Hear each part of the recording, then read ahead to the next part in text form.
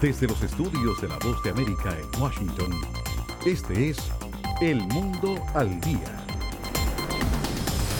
Vamos a otra información porque miles de inmigrantes arriesgan sus vidas al cruzar el Río Grande en la frontera entre México y Estados Unidos. Las autoridades advierten sobre los peligros al tratar de cruzar el río y de entrar en contacto con organizaciones criminales.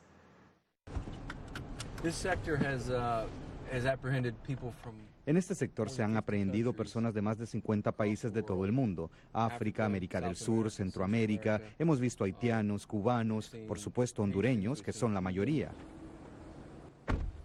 En el sector del Río Grande, en el suroeste de la frontera de Estados Unidos con México, la patrulla fronteriza está en vigilancia constante. En 2019 han registrado cifras récord de detención de inmigrantes que cruzan el caudal con la intención de llegar a Estados Unidos. Ellos dejan su ropa mojada, muchos de ellos la dejan en la orilla del río y entonces vienen porque están tratando de evitar ser detectados. Diría que esto es todo durante los últimos meses. El gran aumento aquí comenzó en febrero y ya sabes, no ha parado desde entonces. Según cifras de la patrulla fronteriza, hasta julio del presente año fiscal se han efectuado más de 70,000 detenciones de inmigrantes, en su mayoría unidades familiares.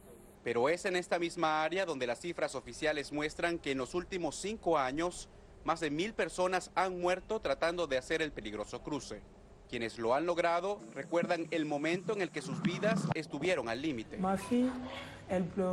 hija estaba llorando. El agua le había llegado hasta el pecho. Estaba llorando: mamá, no puedo. Entonces los soldados del otro lado nos dijeron: ven, danos tus manos. Y quienes tuvieron que pagar a grupos irregulares que operan del lado mexicano relatan un riesgo doble. En la orilla del río siempre se le paga a la mafia, y si ellos aprueban que uno pase, pasa uno. Y si no, hasta que ellos den orden. En ambos casos, el mensaje de las autoridades estadounidenses es claro. Ciertamente queremos alentar a las personas a usar el proceso legal y formal. No queremos alentar a las personas a usar contrabandistas u organizaciones criminales para facilitar su viaje a Estados Unidos. No queremos que pongan sus vidas en peligro. La Organización Mundial para las Migraciones asegura que más de 500 inmigrantes han muerto o desaparecido en las Américas en lo que va de 2019. La mitad de los casos reportados ocurrieron en la frontera entre Estados Unidos y México. Jorge Agobián, Voz de América. A otra información que tiene que ver con Venezuela, porque madres de niños con enfermedades terminales en ese país relatan a La Voz de América cómo las penurias por las que atraviesan no alcanzan para garantizar la salud de sus hijos. Esto a pesar del anuncio del gobierno en disputa de Venezuela de mejoras para este sector aquejado por la crisis. Álvaro Algarra entrevistó a algunas de estas madres y le preguntamos cuál es el reclamo de los familiares de estos pacientes al gobierno de Venezuela. Álvaro. Belén, el reclamo fundamental de estos pacientes es el desabastecimiento de medicamentos e insumos y los recursos necesarios para salvarle la vida a sus hijos. Por otra parte, los médicos y trabajadores del sector de la salud protestan diariamente para exigir mejoras salariales, por una mejor dotación de uniformes y mejoras en la infraestructura que sin duda afecta a toda la ciudadanía sin distinción política alguna. Veamos. Carlos Peralta es un niño venezolano de 4 años de edad diagnosticado con un tumor cerebral y cada día que transcurre sin ser operado, su vida corre peligro. La señora Lina González se encarga de llevarlo diariamente al hospital. Bueno, ya tenemos aquí 3 meses y todos los días nos dicen: hay que hacer esto, hay que hacer lo otro, venga mañana, venga ahora. Y nosotros, imagínate, nosotros no somos de aquí. Al consultarle sobre si recibe los medicamentos e insumos necesarios en el centro de salud, dijo que debe llevarlos por cuenta propia. No sé, de verdad que no sé, uno no le ve como solución a las cosas. Cada día, imagínate tú, a mi nieto le mandaron a hacer un estudio que vale un dineral sin tenerlo. Carlitos, como le dice su familia, envía un mensaje a través de La Voz de América. Carlito. Sí, diga, sí me quiero curar. Similar a la situación de Carlos, otras madres del país claman por soluciones y que sus hijos sean intervenidos. Tengo 20 días aquí esperando un cupo para que operen a mi hijo y en el UTIN no hay disponible sino solamente una incubadora, la cual está ocupada. Lo demás, no. Ayer hablé con la subdirectora, me dijo que eso cuesta mucho dinero, que no hay, que cómo hace ella. Pero mientras tanto, el tiempo pasa y la enfermedad de mi hijo avanza. El presidente en disputa del país, Nicolás Maduro, por su parte, durante encuentro con trabajadores del sector de la salud, reconoció los problemas y destacó que se está trabajando en solucionarlos.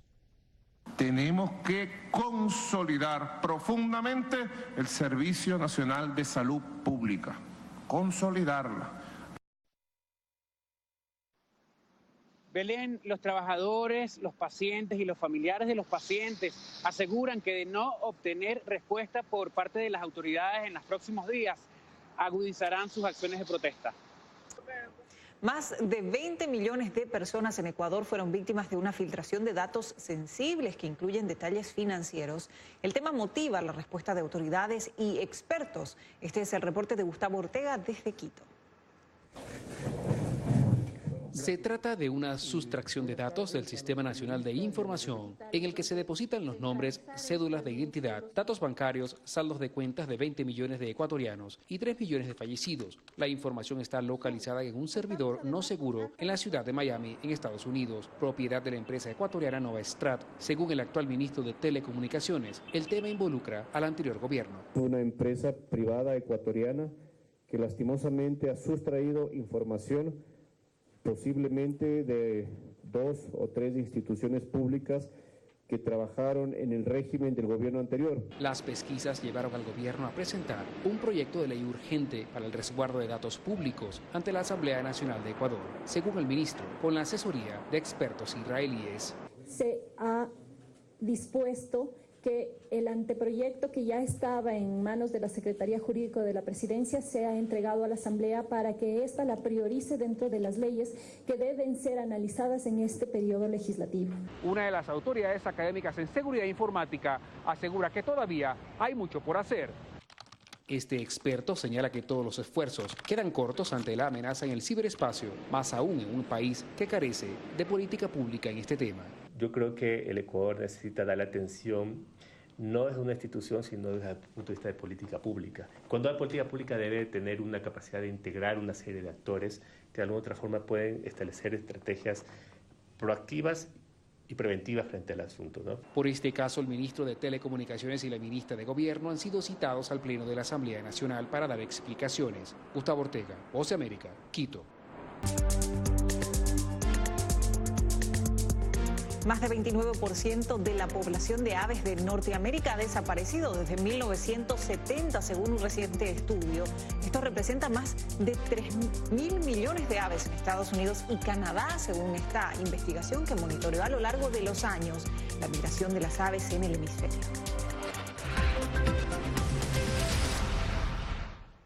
Por primera vez en casi 360 años, una brújula en Greenwich, el sitio del primer meridiano, apuntará al norte verdadero a medida que éste converja con el norte magnético. Es una obra maestra magnética de casi 360 años en desarrollo.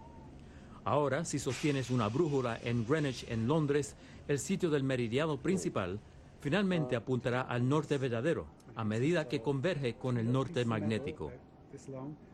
Es